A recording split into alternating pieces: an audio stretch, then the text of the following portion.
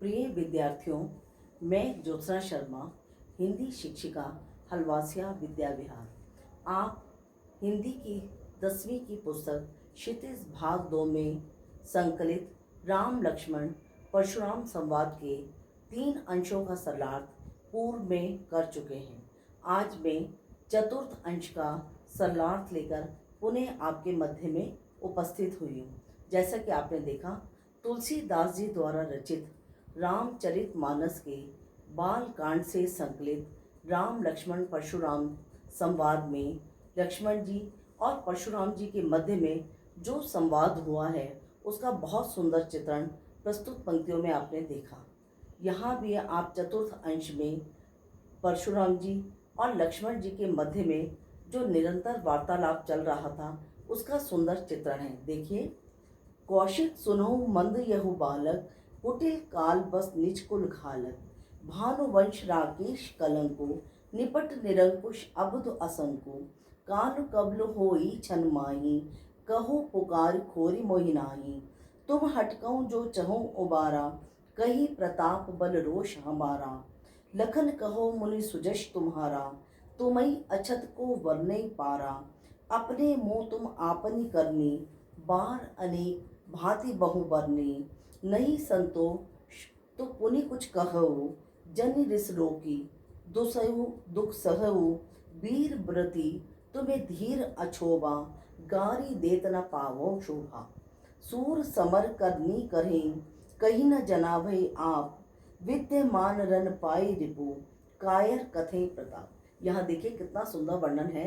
जब परशुराम जी और लक्ष्मण जी के मध्य में निरंतर वार्तालाप चल रहा था, तब बीच में परशुराम जी ने कौशिक अर्थात विश्वामित्र, कौशिक से अभिप्राय विश्वामित्र जी की ओर संकेतित करते हुए कहा, क्योंकि ऋषि विश्वामित्र ही सीता स्वयंवर में राम और लक्ष्मण को लेकर गए थे और वहाँ भगवान राम ने शिव के धनुष को खंडित कर दिया था।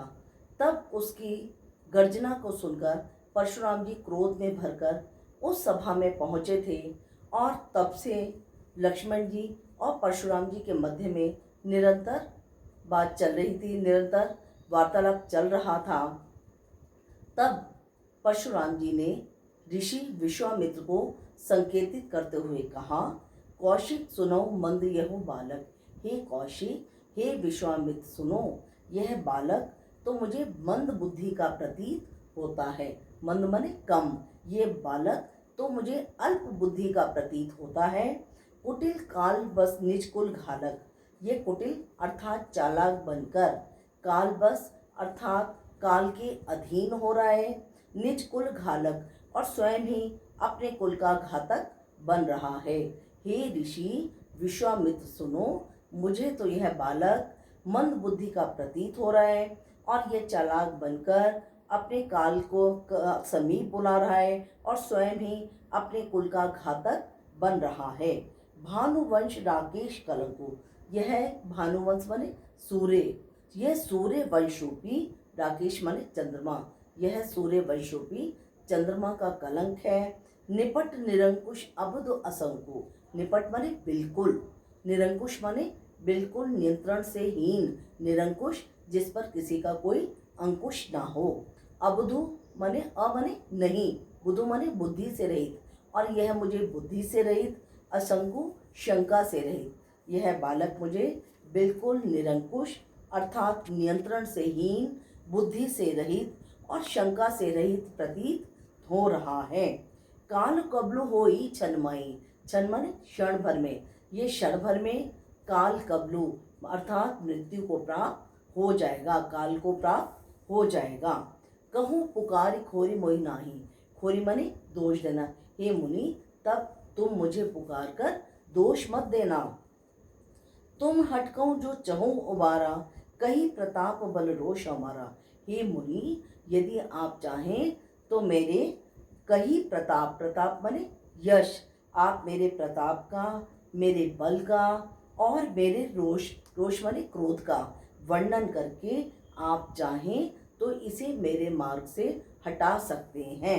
हटको माने हटाना, आप चाहें हे मुनि तो मेरे प्रताप का वर्णन करके, मेरे बल का बखान करके और मेरे क्रोध के बारे में बताकर इस बालक को मेरे मार्ग से हटा सकते हैं।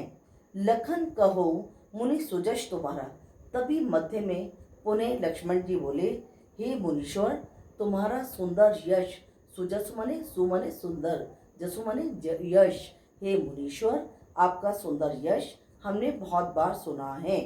तुम ही अछत को बनने पारा, और आपसे अधिक अपने बारे में भला कौन वर्णन कर सकता है।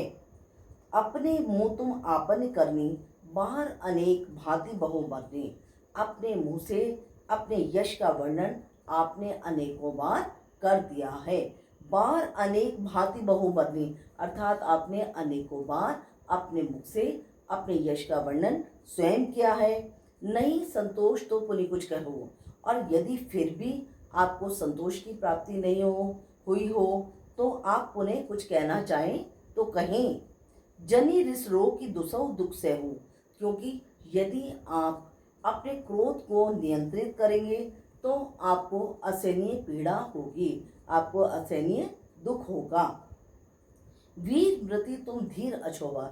हे वीरवान, आपको धैर्य शोभा नहीं देता। अछोभा मने शोभित नहीं होता, अमने नहीं। हे वीरवान, हे वीरव्रति, आपको धैर्य शोभा नहीं देता। गाली देत न पावो शोभा, और यदि आप गाली देते हैं, अशोभनीय वचनों का प्रयोग करते हैं, तो वह भी आपके ऊपर शोभित नहीं होते। सूर समर करनी करे, कहीं न जनावही आप, विद्यमान रन पाई रिपु, कायर कथे प्रताप। यहाँ देखिए, सूर समर करनी करे, वो कहते हैं शूरवीर युद्ध क्षेत्र में अपना परिचय वीरता पूर्वक देते हैं। सूर समर करनी करे, कहीं न जनावो आप, अपने स्वयं के बारे में नहीं बताते, खुद के बारे में नहीं बताते। शूरवीर युद्ध क्षेत्र में अपना परिचय वीरता पूर्वक देते हैं, अपने बारे में नहीं बताते। विद्यमान रन पाई रिपु, कायर कथे प्रताप, और कायर व्यक्ति ही शत्रु को सम्मुख पाकर अपनी वीरता का बखान करते हैं। विद्यमान माने समक्ष, रन माने युद्ध क्षेत्र में। जो केवल कायर व्यक्ति होते हैं वही शत्रु को अपने समक्ष पाकर और अपनी वीरता का बखान करते हैं। मुझे उम्मीद है ये चतुर्थ अंश आपको समझ में आ गया होगा, और अब हम पुनः 5वां अंश कल करेंगे।